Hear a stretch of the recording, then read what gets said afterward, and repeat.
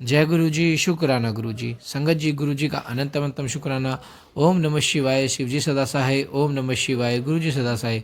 संगत जी, गुरु जी हमारे साथ हर बुरे से बुरे वक्त में भी खड़े होते हैं और हर अच्छे से अच्छे वक्त में भी खड़े होते हैं। संगत जी, गुरु जी की ब्लेसिंग हमें हर तरफ से मिलती है, बस हमें समझना चाहिए।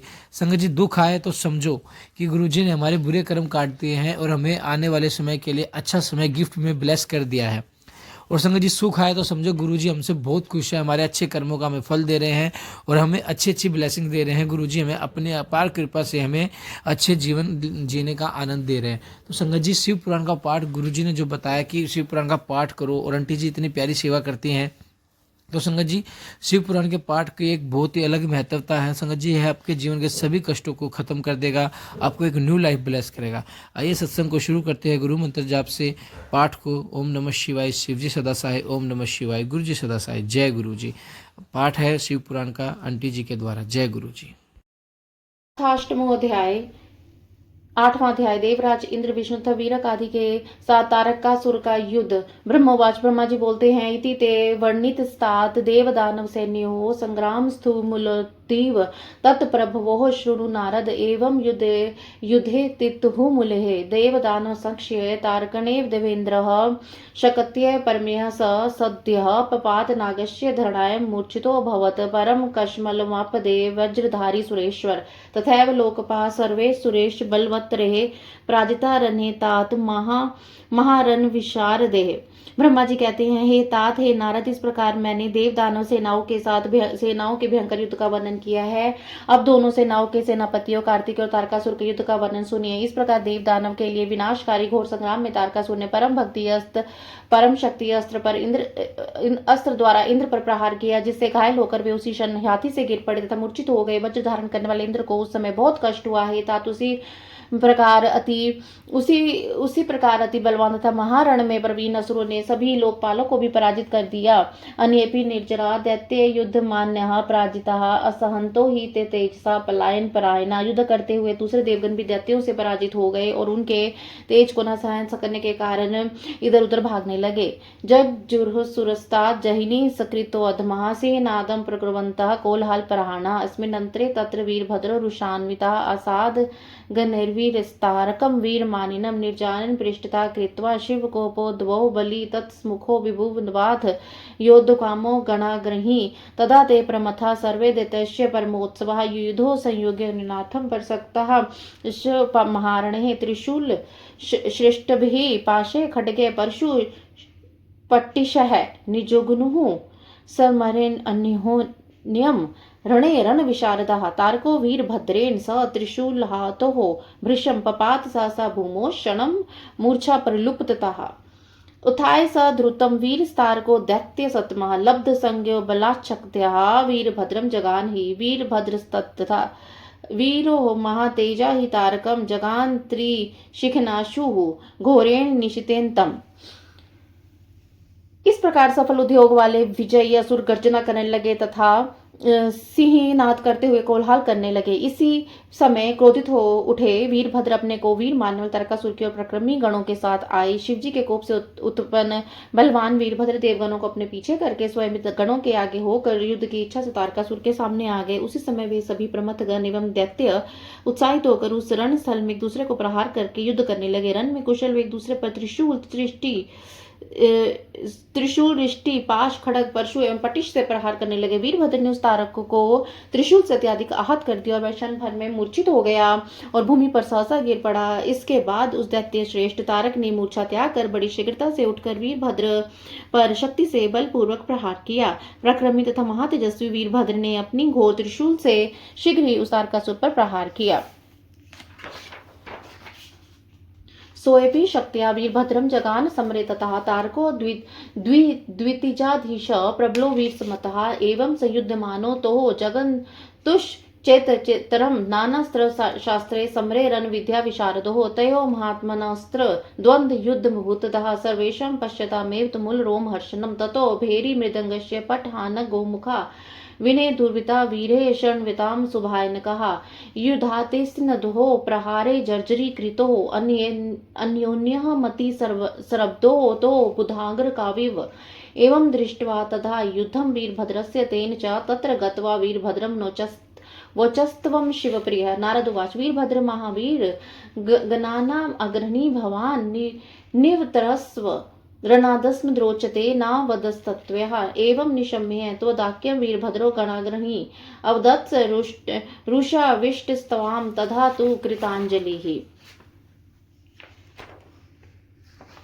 तत्पश्चात दैत्यों के अधीश्वर तथा वीरों में मान्य महाबली तारक ने रणभूमि में वीरभद्र पर शक्ति से प्रहार किया। इस प्रकार युद्ध विद्या में कुशल युद्ध करने वाले वे दोनों ही अनेक प्रकार के शस्त्रों से एक दूसरे पर प्रहार करने लगे। उसी समय उन दोनों वीरों में सबको देखते देखते ही अत्यंत रोमांचकारी भयंकर द्वंद्व युद्ध होने लगा। तब भेरी मृदंग पठा आनक और गोमुख बाजे बजने लगे, जिसे सुनकर वीर प्रसन्न तथा कायर व्याकुल हो गए। एक दूसरे के प्रहारों से जर्जर कर दिए गए। वे दोनों बड़ी सावधानी के साथ बुद्ध तथा मंगल के समान बड़े वेग से परस्पर युद्ध कर रहे थे। तब तारकासुर के साथ वीरभद्र का ऐसा युद्ध देखकर वहां वीरभद्र के पास जाकर शिवजी के प्रिय आकर कहने लगे। नारद जी बोलते हैं, हे वीरभद्र, हे महावीर, आप गणों में श्रेष्ठ है, आप इस युद्ध से हट जाइए, क्योंकि आपके द्वारा इसका वध उचित नहीं है। आपके इस वचन को सुनकर गणों में अग्रणी कुपित वीरभद्र हाथ जोड़कर आपसे कहने लगे। वीरभद्र उवाच, वीरभद्र बोलते, मुनिवर्य महाप्राज्ञ, शृणु मे परमं वचः तारकं च वदिष्यामि, पश्य मेहद पराक्रमम्।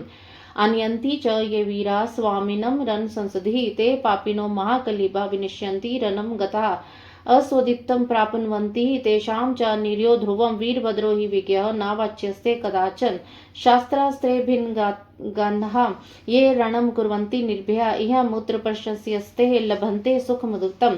शृण्वन्तु मम वाक्यानि देवा हरिप्रोगोमः, अतारका महिमध्ये करिष्मे स्वामी वर्जतः। इत्युक्त्वा प्रमथे स्थार्धं वीरभद्रो हि शूलधृक् विचिन्त्य मनसा शम्भुं युधे तारकेन हि वृषारूढेनश्च त्रिशूलवरधारभिः। महावीरे त्रिनेत्रस्य स रेजे रणसंगतः, कोलाहलं प्रकुर्वन्तो निर्भय शतशो गणः। वीरभद्रं पुरस्कृत्य युयुधार्णवे सह असुरास्त्यपि युधो तारकासुरजीविनः, बलत्कोटः महावीरः मर्दयन्तो गणान् रुषा। पुनः पुनः शिवं बभूव संगरो मतकोटो दैत्यवरागणां प्रहेशमानः परमास्त्रकोविदः। तदा गणस्ते जैनो बभूव, गणे जितास्ते प्रबल्ये सुरा विमुखा, रणे पलायनपरा जाता व्यथिता व्यग्रमानसा। एवं भ्रष्टं स्वसैन्यं तद्दृष्ट्वा तत्पालकोऽसुरतारको हि रुषविष्टो हन्तुं देवगणान् योः भुजान्मयुतं कृत्वा सिंहमारुह्य वेगतः पात्यमास्तान्दवेन गणाश्चरणमूर्धिनि। स दृष्ट्वा तस्य तत्कर्म वीरभद्रो गणाग्रणी चकार सुमत्कोपं त्वदहाय महाबली। स्मृत्वा शिवपदां भोजनं जग्राह त्रिशिखं परं लुस्तेजसा तस्य दिशा सर्वा नभस्तता। अस्मिन्नन्तरे स्वामी वार्यमास तं रणात् वीरबाहुमुखासनद्यो महाकौतुकदर्शकाः। तदाज्ञ वीरभद्रो निर्वत्य भूतरान् तथा कोपं चक्रे महावीरस्तारकोऽसुरनायकाः। वीरभद्र बोलते हैं, हे महाप्रज्ञ, हे मुनिवर्य, आप मेरे श्रेष्ठ वचन को सुनिए। मैं तारक का वध अवश्य करूंगा। आज मेरा पराक्रम आप देखें। जो वीर अपने स्वामी को युद्ध भूमि में ले आते हैं वे पापी महान नपुंसक होते हैं और रण क्षेत्र में नष्ट हो जाते हैं। वे अशुभ गति को प्राप्त करते था मुझे तथा उनको नरक अवश्य प्राप्त होता है। हे मुने, आप मुझे वीरभद्र जानिए। आप पुनः ऐसा कभी भी मत कहिएगा। अस्त्र शस्त्रों से छिन्न भिन्न अंगों वाले निर्भय होकर युद्ध करते हैं। वे इस लोक में परलोक में प्रशंसा के पात्र होते हैं तथा अद्भुत सुख प्राप्त करते हैं। विष्णु आदि सभी देवगण मेरे वचन सुन ले। आज मैं इस पृथ्वी को तारकासुर से रहित कर दूंगा।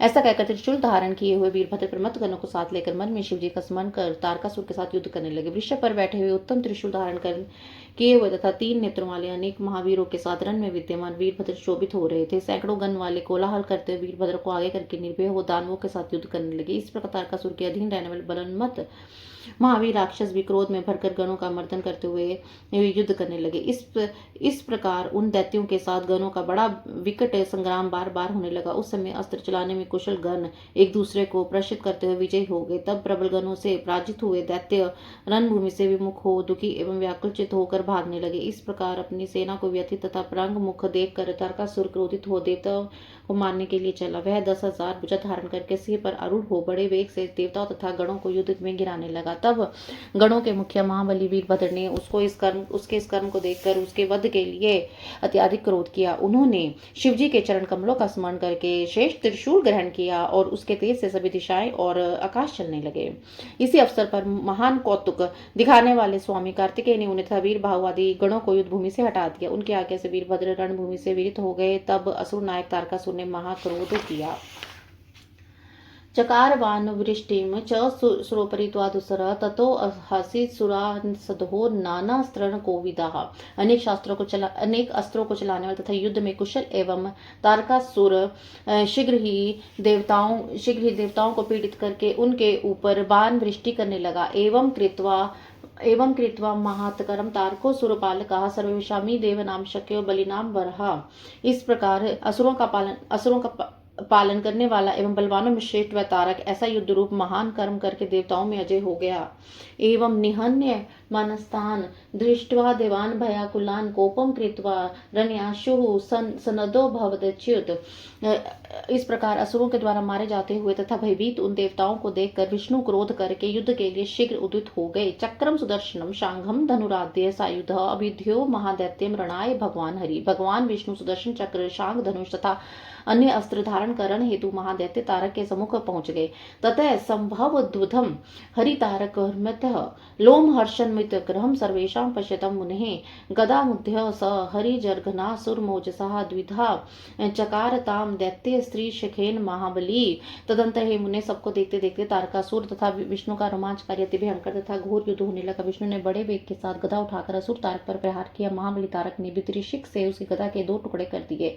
ततः सक्रुधो भगवान देवानां भयंकरः शांगच्युते शर व्यूहे जघना सुरनायकम सोऽपि दैत्यो महावीर तारकः परिविहा चिछेद सकलान बाणास्वशरे निशते दूतम अथ शक्तिः जगानाशु मुरारी तारकासुर भूमुपपात स हरिस्त प्रहारेण मूर्छितः जग्राह स रुषा चक्रमुत्थितः शनोच्युत सेनातम आकृत्वा ज्वाला समाकुलम तेन तम च जगन्नासो दैत्यनामधिपम हरि तत्प्रहारेण महता व्यथितो नैपतद्भिः पुनश्चितहाय दैत्येन्द्र स्थार सुरनायकः चिच्छेद त्वरितं चक्रम च शक्त्याति बलान्वितः पुरस्त्यः महाशक्त्यः जगानमरवल्लभम् अच्युतोऽपि महावीरो नन्दकेन जगानतम् एव मन्योऽसुरो विष्णुश्च बलवानुभो युद्धते रणे भूरि तत्राश्रित बलो मुने।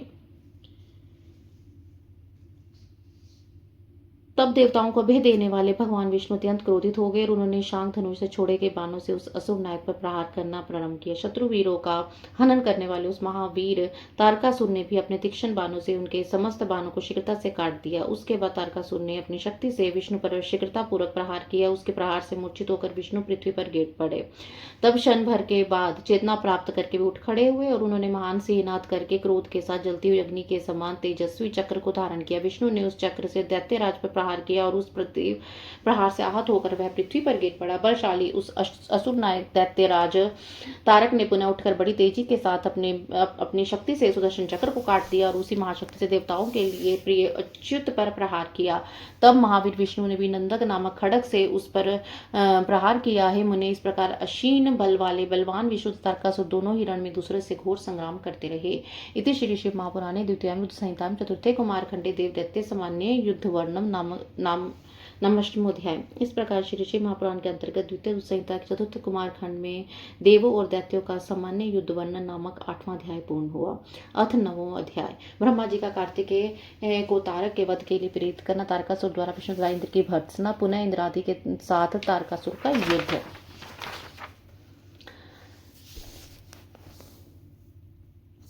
ब्रह्मोवाच देवदेव गुः स्वामिन् शाङ्करे पार्वती सुतना शोभते रणो विष्णुतारका सूर्यो वृथा विष्णुनः न हि व्यथ्यसो तारको बलवानति मया दत्तवरस्तस्मात् सत्यं सत्यं वदाम्यहं नान्यो हन्तास्य पापस्य त्वां विना पार्वती सुत तस्मात् त्वया ही कर्तव्यं वचनम हे प्रभु। ब्रह्मा जी कहते हैं, हे देवदेव, हे गुहा, हे स्वामीन, हे शंकर पुत्र, हे पार्वती सुत विष्णु तारकासुर का यह व्यर्थ संग्राम शोभा नहीं देता। यह अति बलवान तारक विष्णु से नहीं मरेगा, क्योंकि मैंने इसको वरदान दिया है। यह मैं सत्य कह रहा हूँ। हे पार्वती सुत, आपके बिना इस पापी को मारने वाला अन्यथा कोई नहीं है। इसलिए महाप्रभु, आप मेरा वचन स्वीकार कीजिए। सन्नतो भवदेतस्य व्यधायिषु परम तप त्वदार्थम समुत्पन्नः शंकरात्मं शिवसुत रक्ष रक्ष महावीर त्रिदिशान व्यथितान रणे ना बाल सत्वम युवा नैव के तुम सर्वेश्वर प्रभु। हे परंतप, अब आप शीघ्र ही उस दैत्य के वध के लिए तत्पर हो जाइए। हे शिवा पुत्र, इसको मारने के लिए ही आप शंकर जी से उत्पन्न हुए हैं। हे महावीर, आप रणभूमि में इन पीड़ित देवगणों की रक्षा कीजिए। आप न तो बालक है न युवा है, किंतु सर्वेश्वर प्रभु हैं। शक्रम पश्य तथा विष्णु व्याकुलम च सुरान गणान एनम जहि महादैत्यम त्रिलोक्यम सुखिता कुरु। आप इस समय व्याकुल इंद्र विष्णु तथा देवताओं आदि गणों को देखिए और इस महादैत्य का वध कीजिए तथा त्रिलोक्य को सुख प्रदान कीजिए। अनेन विजित चंद्रो लोकपाल पुरा सह विष्णु शपी महावीरो दजित सत्पसो बलात् त्रैलोक्यम निजितम सर्वम शुरेन दुरात्मनः इदानीं तव सनिध्यत पुनर्युद्धम कृतम चतः तस्मात्त्वया निहन्तव्यस्तारकः पापपुरुषः अन्यवध्यो न च वायं मदराज आत्मजः। इसने पूर्व काल में लोकपालों सहित इंद्र पर विजय प्राप्त की और अपनी तपस्या के बल से महावीर विष्णु को भी अपमानित किया। इस दुरात्मा दैत्य ने संपूर्ण त्रैलोक्य को जीत लिया और इस समय आपके सानिध्य के कारण इन देवताओं से पुनः युद्ध किया। इस कारण आप इस दुरात्मा पापी तारकासुर का वध कीजिए। शंकरात्मज, यह मेरे वरदान के कारण आपके सिवा किसी अन्य से मारा नहीं जा सकता। इति श्रुत्वा मम वचः कुमारः शंकरात्मजः विजहास प्रसन्नात्मा तथास्त्विति वचो भवेत्। ब्रह्मा जी ने कहा, मेरी यह बात सुनकर शंकर पुत्र कार्तिकेय प्रसन्नचित होकर हंसकर कहने लगे, और ऐसा ही होगा। यह वचन बोले, विनिश्चित्यासुरवदं शांकरी सा महाप्रभु विमानादितीर्थ्यात् पदाति भवतता। तब हे महाप्रभु शंकर पुत्र असुर के वध का निश्चय कर विमान से उतरकर पैदल हो गए। जय गुरु जी, शुक्राना गुरु जी। आज का अध्याय यही संपूर्ण करते हैं। जय गुरु जी, शुक्राना गुरु जी। ओम नमः शिवाय। शिव जी सदा सहाय। ओम नमः शिवाय। गुरु जी सदा सहाय। श्री शिव महापुराण रुद्र संहिता कुमारखंड। संगत जी, हम 12वां अध्याय पढ़ रहे हैं। देवा उचहु, देवता बोलते हैं, एवं दत्वा वरान हत्वा तारकम चा सुराधिपम त्वया कृताश्च सुखिनो वयम सर्वे चराचरः। इदानीं खलु सुप्रीत्य कैलासं गिरिशाल्यं जननी जनकोः दृष्टुम शिवा शंभो त्वमहर्षि। इस प्रकार अपने असुराधिपति तारक का वध करके तथा वर देकर चराचर सहित हम सभी को सुखी किया है। अब आप अपने माता पिता पार्वती तथा शिव का दर्शन करने के लिए प्रेम पूर्वक शिव जी के घर कैलाश के लिए प्रस्थान कीजिए। ब्रह्मोवाच, ब्रह्मा जी बोलते हैं, इत्युक्त्वा निखिला देवा विष्णुवाद्या प्राप्त शासनः कृत्वा महोत्सवं भूरि सुकुमारा युयु गिरिहम् कुमारे गच्छति विभो कैलासं शंकराल्यं महामंगलमुत्थस्थौ दयशब्दो बभूवः आरुः कुमारसो विमानं परमदितं सर्वतोलकृतं रम्यं सर्वोपरि विराजितम्। अहं विष्णुश्च समुधो तथा चामरधारिणः गुहमूर्धिनः महाप्रीत्यः मुने भुवं हतान्द्रितो इन्द्राद्या अमरः सर्वे कुर्वन्तो गुहसेवनं यथोचितं चतुर्दक्षु जगमुष्य प्रमुदास्ततः शम्भो जयं प्रभाषन्तः प्रापुस्ते शम्भु पर्वतं सानन्दा विविशुस्त्रोत चरितो मङ्गलध्वनिः दृष्ट्वा शिवं शिवा चैव सर्वे विष्णुवाद्यधृतं प्रणम्य शङ्करं भक्त्या करो बद्ध्वा विनम्रकाः कुमारोऽपि विनीतात्मा विमानादवतीर्य प्रणाममुदा शम्भुं शिवां सिंहासनस्थिताम् अथ दृष्ट्वा कुमारं तं तनयं प्राणवल्लभं तौ दम्पतिः शिवो देवो मुमादेतिथि नारद महाप्रभु समुत्थाप्य तमुत्सङ्गे नैवेश्यत मूर्धिनं जगृहो मुधा स्नेहातं पस्पर्शं करेणः महानन्दभर शम्भुचकार मुखचुम्बनं कुमारस्य महास्तेनाथ तारकारे महाप्रभो शिवापि तं समुत्थाप्य सवोत्सङ्गे सन्निवेश्यत कृत्वा मूर्धिनं महासन्यात् तन्मुखाब्जं चुचुम्बः।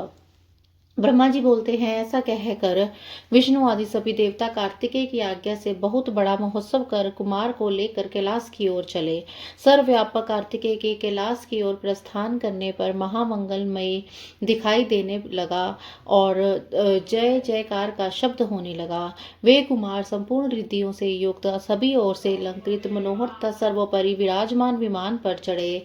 हे मुने, अति प्रसन्न मैं और विष्णु बड़ी सावधानी से प्रेम पूर्वक अपने ऊपर चवर डुलाने लगे और इंद्रादि सभी देवता चारों ओर से प्रीति पूर्वक कुमार की यथायोग्य सेवा करते हुए चलने लगे। इसी प्रकार वे सभी शिव जी के लिए जय जयकार शब्द का उच्चारण करते हुए मंगल ध्वनि पूर्वक बड़े आनंद के साथ कैलाश पर्वत पर पहुंचे।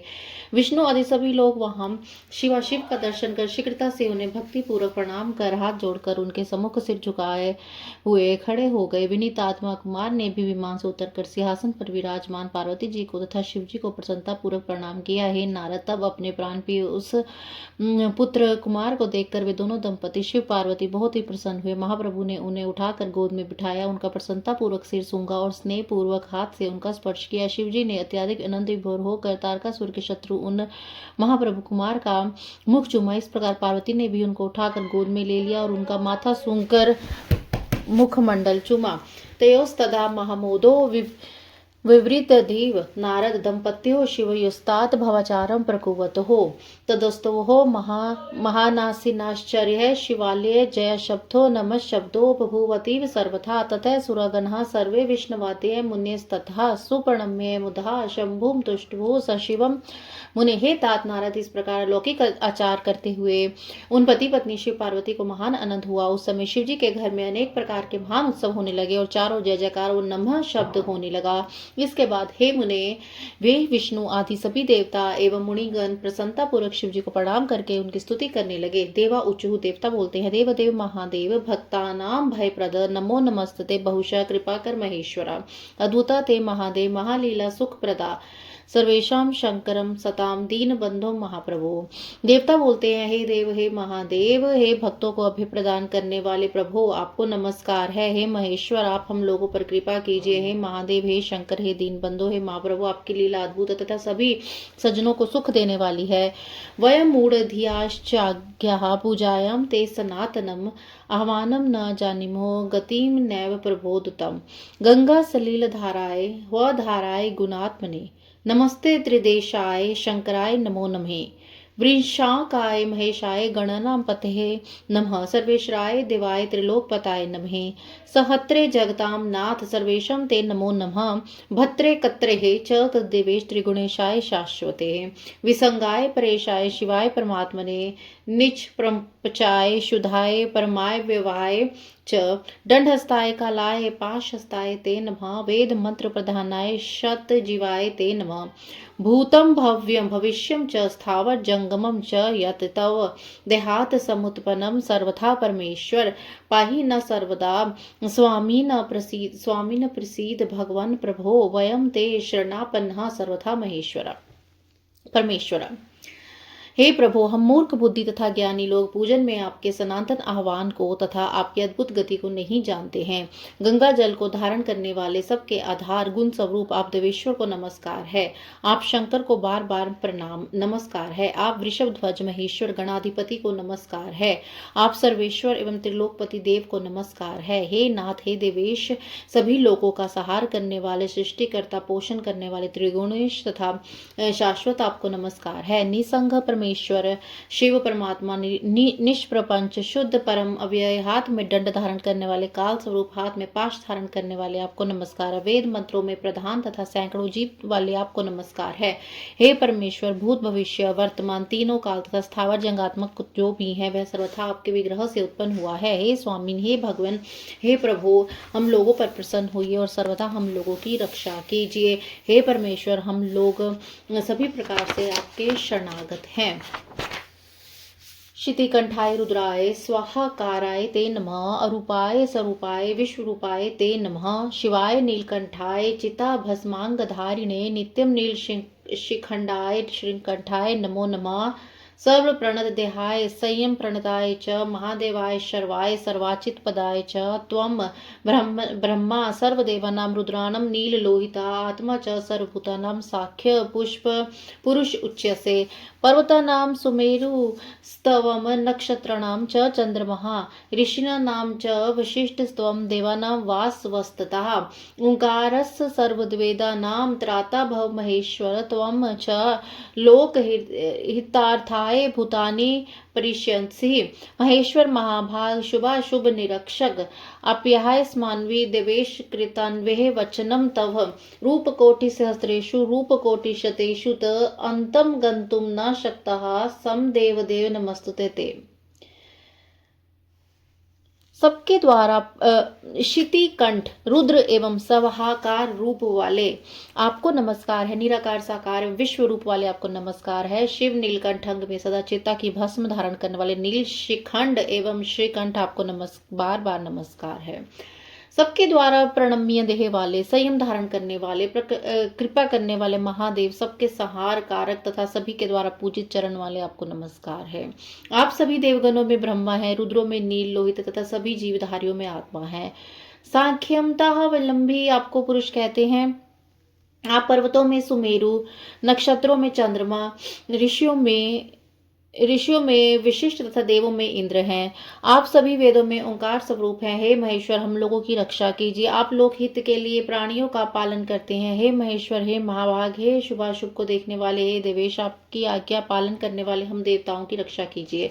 हम लोग आपके सहस्त्र कोटि तथा शत कोटि स्वरूप का अंत पाने में समर्थ नहीं है। हे देवदेव, आपको नमस्कार है। ब्रह्मोवाच, ब्रह्मा जी कहते हैं, इति स्तुत्वाखिला देवा विष्णवाद्य प्रमुख स्थितः मुहुर्मुहुः प्रणम्य स्कंदं कृत्वा पुरस्परम्, देवस्तुतिं समकर्णीं शिवा सर्वेश्वर सवराट सुप्रसन्नो बभूवात् विजहास दयापरा, उवाच सुप्रसन्नात्मा विष्णुवाधीन सुर सत्मान शंकर परमेशानु दीन बंधुम सताम गति। इस प्रकार विष्णु आदि समस्त देवता स्तुति करके बारंबार शिव जी को प्रणाम करके उनके सम्मुख खड़े हो गए। देवगणों की स्तुति सुनकर सर्वेश्वर सवराट दयालु शिव प्रसन्न हो गए और हंसने लगे। इसके बाद प्रसन्न होकर वे दीन बंधु परमेश्वर सत्पुरुषों की गति देने वाले भगवान शंकर विष्णु आदि देवताओं से कहने लगे। शिव जी बोलते हैं, हे हरि हे विदे देवा वाक्यम में शृणु तदरात सर्वथाहम सत्ताम त्राता देवया व कृपानिधि दुष्ट हंता त्रिलोकेश शंकरो भक्तवत्सलः कर्ता भर्ता च हर्ता च सर्वेषां निर्विकारवान यदा यदा भवे दुःखम युष्माकं देव सत्तमः तदा तदा माम यूयं वे भजन्तु सुख हेतवे।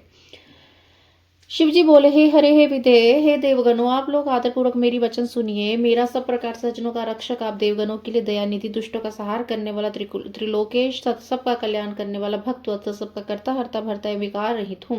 देव सतमो, जब जब आप लोगों पर विपत्ति आए तब तब सुख प्राप्ति के लिए आप लोग मेरा भजन किया करें।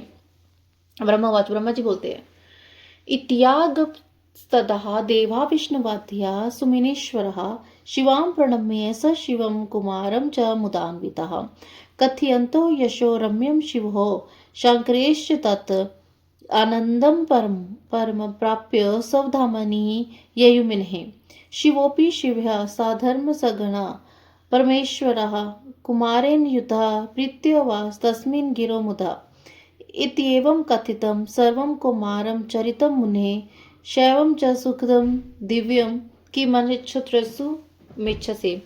ब्रह्मा जी बोले, हे मुने, इसके बाद मुनीश्वर सहित विष्णु आदि देवता शिव जी की आज्ञा लेकर पार्वती परमेश्वर एवं कुमार को प्रणाम करके प्रसन्न होकर पार्वती शिव एवं कुमार के रम्य यश का वर्णन करते हुए परम आनंद प्राप्त कर अपने अपने स्थान को चले गए।